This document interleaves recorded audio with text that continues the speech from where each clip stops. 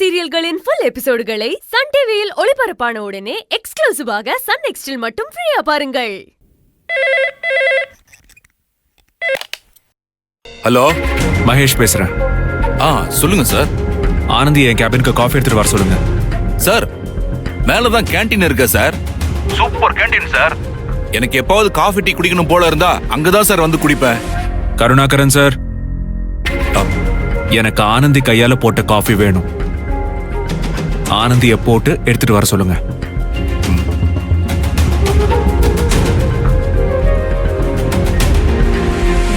Karunakaran sir, Anandhi கையால தான் coffee வேணுமா சார்? ஆமா, அனுப்பி விடுறேன் சார்.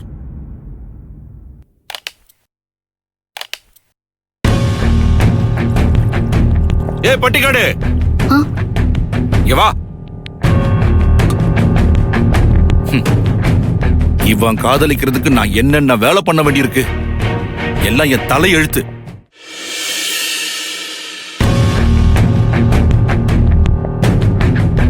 Sir, copy. காப்பி நல்லா பிரமாதமா போடுறேன்னு மேல இருந்து கேக்குறாரு மகேஷ் சார். போ, அங்க எடுத்துட்டு போய் கொடு. அப்போ உங்களுக்கு வேணாமா சார்? எனக்கா வேணா என் தலையில கொட்டிட்டு போறியா உங்களோட வேலை வாங்குறதுக்கு? அப்போ அது எனக்கு சூடு சொரண வருதான்னு பாக்குறேன். உண்மையிலே கொட்ட வரியா? ஐயோ இல்ல சார், இத மகேஷ் சாருக்கே குடுத்துறவான்னு கேட்க வந்தேன். குடு குடு, போ போ. ஆளை பாரு, வந்துட்டா. ஐயோ, இந்த புது சூப்பர்வைசர் எப்ப இவளை நம்ப வச்சு, மகேஷ் எப்ப இவளை வெறுத்து, கார்மெண்ட்ஸ் எப்ப மித்ரா கைக்கு போறது, நாம எப்ப கெத்தா வேலை பாக்குறது?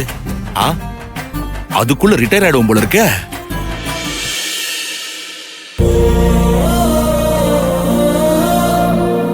Sir, copy.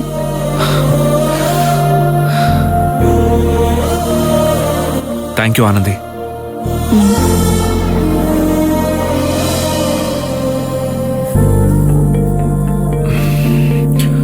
Wow, nice coffee Anandhi.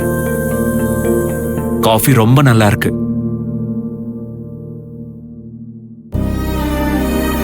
இன்னும் கோவமா தான் இருக்கே ஆனந்தி? ஐயோ, அப்படிலாம் ஒண்ணும் இல்ல சார். உங்க மேலயோ மேடத்து மேலயோ சார் மேலயோ எனக்கு கோவமே வராது சார். உங்க எல்லார் மேலயும் நான் அம்பிட்ட மரியாதை வச்சிருக்கிறேன். எனக்கும் அப்படிதான் ஆனந்தி. கிராமத்துல முதல்ல உன்னை நான் பார்த்தப்பவே எனக்கு அவ்வளவு பிடிச்சு போச்சு. டாடுக்கும் மாமுக்கும் கோவில்ல பரிகாரம் முடிஞ்சதுதான் அன்னைக்கு சந்தோஷமா இருந்துச்சு. எனக்கு உன்னை பார்த்ததுதான் அவ்வளவு சந்தோஷமா இருந்துச்சு. ஆனா எனக்கு ஏன்னு தெரியல, ஒரு தேங்க்ஸ் சொல்ல உன்னை நான் தேடினப்போ நீ அங்க இல்ல.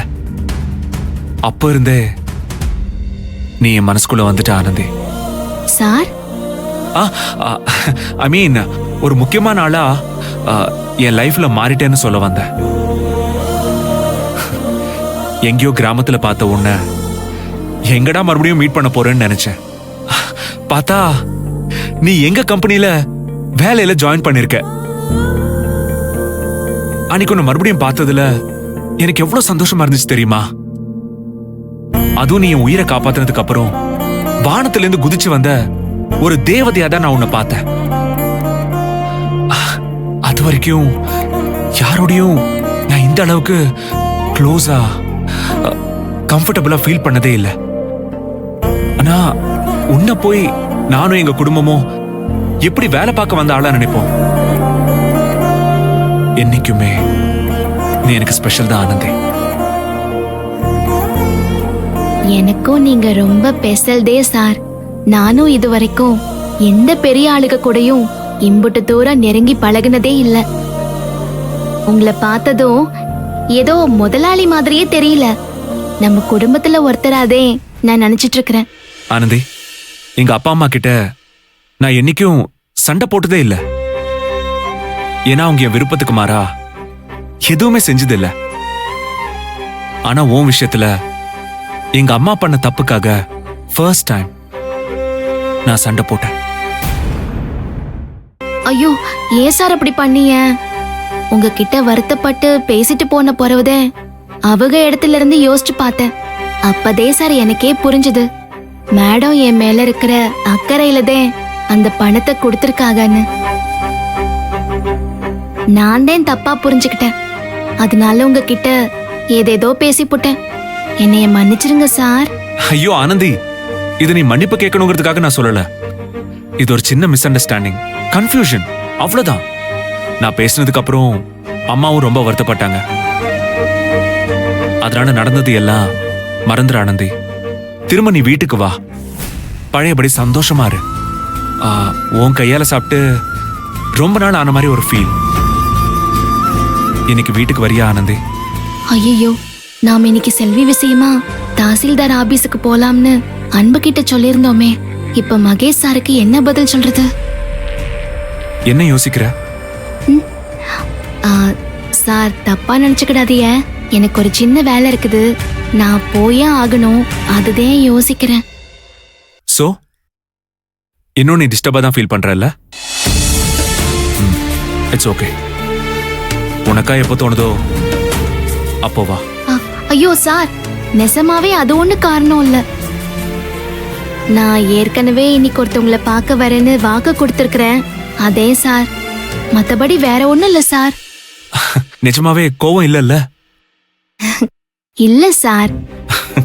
சரி, இன்னைக்கு வர முடியலனாலும் பரவாயில்ல, இன்னொரு நாள் கண்டிப்பா நீ வரணும். கண்டிப்பா வாரேன் சார்.